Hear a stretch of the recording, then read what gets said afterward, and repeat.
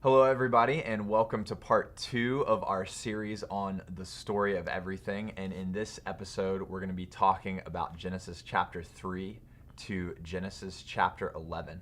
And I'm here with my good friend Ethan Sansoni. Ethan, hello and welcome. Hello. So, in the first episode, we talked about the idea that God had created this perfect and just radiant creation. Yeah. And that mankind was in the middle of this beautiful creation that God had created and was just enjoying all of the beauty and the purpose that God had placed him on this planet for. But today we actually have to shift into a pretty sad topic, and it's what I call the saddest moment in human history, because every other sad moment comes from this moment, and it's the idea of the fall. And so kind of take us from, Adam and Eve in the garden, perfect and beautiful, to where we are today in a world of brokenness and pain and sickness and war. Like, all that happened because of Genesis chapter 3. So tell us why it happened or what happened. Yeah. I believe you left off in your teaching in Genesis 2 that talks about how man and woman were naked and unafraid. Yeah. And they were in the garden. Everything was perfect and life was good.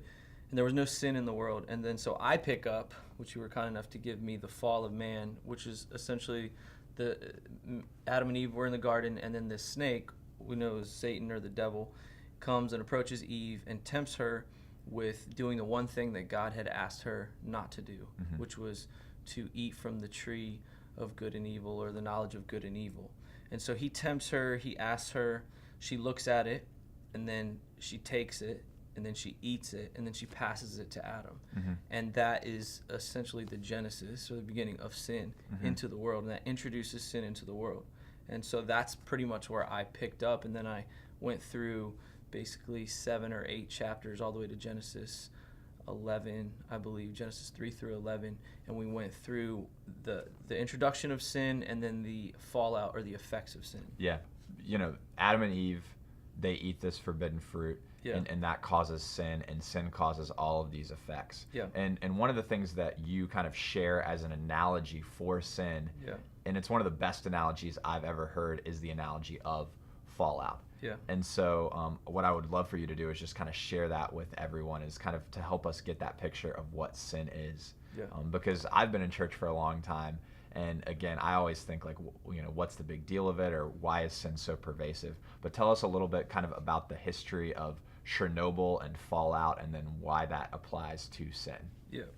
Well, anybody who's a Christian or a non-Christian has thought about this. Like, what is sin? Why are we affected by it? Like, what is it?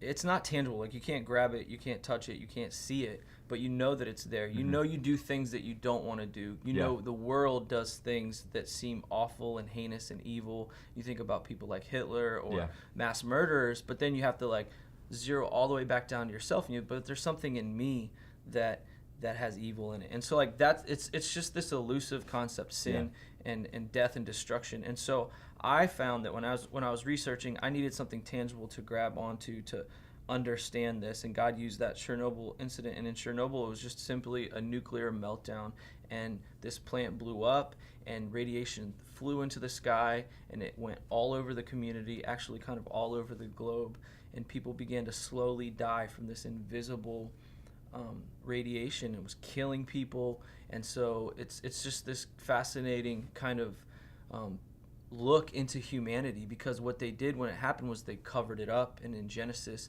Adam and Eve cover it up, and then they tried to repair it at Chernobyl, and Adam and Eve tried to fix it, but ultimately they couldn't fully fix the effects of something like a nuclear explosion, and they needed something bigger and larger themselves. And that's kind of where we landed towards the end of the teaching.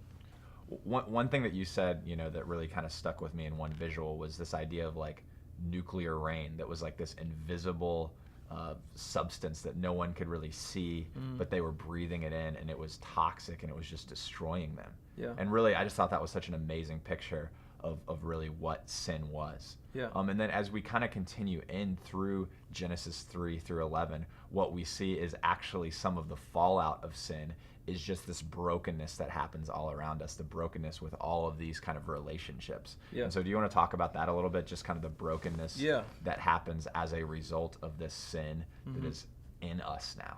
Yeah, well, like in the instance of Chernobyl, radiation affects children the worst. Like adults can handle it, they're still going to die, they're still going to get sick, but in children it like mutates them. They really are not developed enough to be able to handle radiation.